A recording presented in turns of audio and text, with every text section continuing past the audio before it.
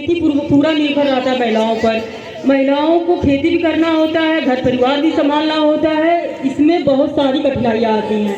अगर महिलाएं खेती में चली जाती हैं तो उनके बच्चे स्कूल नहीं जा पाते हैं, स्कूल बच्चों को भेजने में लग जाए तो खेती का काम रुकने लगता है। इन दोनों को मैनेज करने के लिए हम लोगों ने संगठन बनाया।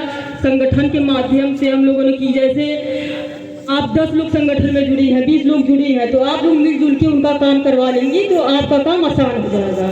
इस तरह से हम लोग वीडियो डिस्प्लेशन करते हैं, छोटे छोटे वीडियो क्लिप बना के गाँव में संगठन में हम लोग दिखाना शुरू किए।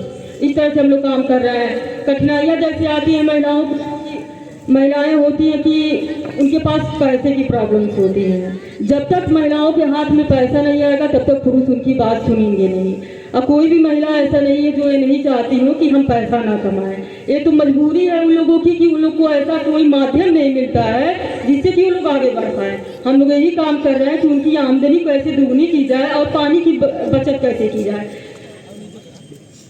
पानी अगर जैसे डीजल आता है अपना 400 का, अगर 1 लीटर डीजल ला रही है, उनका खेत का काम चल रहा है तो वहाँ 200 रुपये वो बचा ले रही हैं। और साथ ही हम लोग ऐसा खेती करवाते हैं जैसे रेज विधि से प्याज की खेती, श्री विधि से धान की खेती, जीरो टिलेज से गेहूँ की खेती, इन सब में पानी बहुत कम लगता है।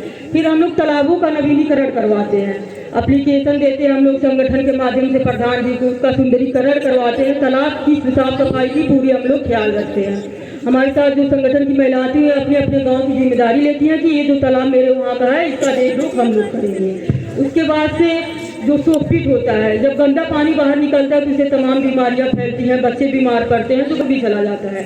लेकिन वो सोकपिट हम लोग बनवाने का काम करते हैं, प्रधान जी से मिल के सरकारी योजनाओं का लाभ दिलवाने का भी है, जिससे महिलाओं का सम्मान बढ़े और उनके जो घर वाले होते हैं जो बाहर रहते हैं हस्बैंड, वो भी समझते कि हाँ इनकी वजह से अगर ये संगठन बन, इनकी वजह से अगर हमको 2 पैसा खेती से मिल रहा है, फिर हम लोग का एक काम हो रहा है, तो जाहिर सी बात है उनका रिस्पेक्ट भी बढ़ जाता है अपने परिवार में और वो काम करने के लिए निकलती हैं।